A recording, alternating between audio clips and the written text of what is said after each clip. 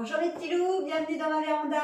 Aujourd'hui je vous présente du matériel que j'ai acheté pour le jardin pour la saison 2020. C'est parti! Suite à de malencontreuses expériences les années passées, je me suis dit, bon, je vais faire confiance à ceux qui savent.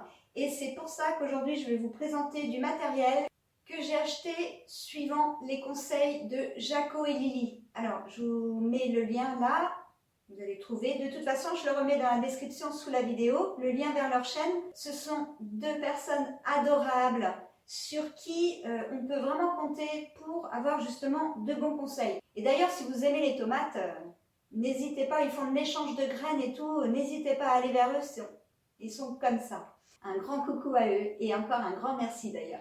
L'année dernière, j'ai eu de la casse pas possible sur les tiges de mes plants de tomates. Le poids des tomates faisant casser la tige. J'ai eu derrière des maladies beaucoup plus vite que les années passées. J'ai attaché mes pieds de tomates et mes tiges avec ces fameuses ficelles trop fines qui ont fini par couper la tige. Enfin, bref, une hécatombe. Donc, cette année, j'ai décidé quand même de faire mieux. Bon, j'ai commandé sur internet de la ficelle en lin.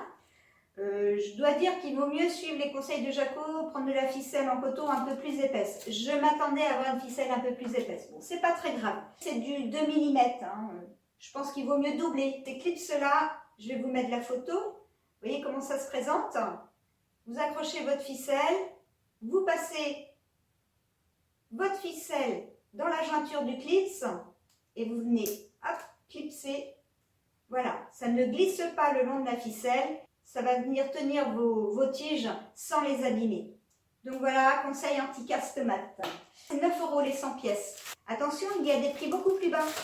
Vous ne faites pas avoir. Hein. Il y a un moment donné, comme je vous dis, il faut mettre un petit peu le prix et vous sentez vraiment que les clips, là, vous allez les avoir pendant plusieurs années. Donc, bien sûr, il faut bien les laver après chaque saison. Vous les passez soit dans l'eau de javel ou pour les adeptes des huiles essentielles, l'idéal, c'est le tea tree, les plaques de semis. Alors, j'en avais quelques-unes, mais c'est des plaques de semis semi-rigides que j'avais, vous savez, d'une couleur verte. Bon, les années passent, elles sont toutes cassées à peu près. Elles étaient moins chères, mais si c'est pour les jeter 2-3 ans après, c'est pas la peine. Je préfère investir pour des années. Ça nous fait certes un ensemble à 14 € pour la 104 alvéoles. Je les ai achetés sur le site que nous avait conseillé Jaco et Lily. Je ne suis pas déçue de la qualité, c'est très bien. Le petit hic, c'est le délai de livraison. Donc, si vous en voulez, c'est maintenant. Parce que les semis vont arriver et ce serait dommage de ne pas les avoir. Sur ce, je vous dis à très bientôt.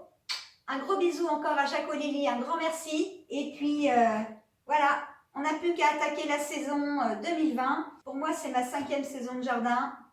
C'est un pur plaisir. Le bonheur, il n'est pas dans la consommation des sacs à main et des chaussures. Le bonheur, il est dans la connexion avec la nature. Je peux vous l'assurer.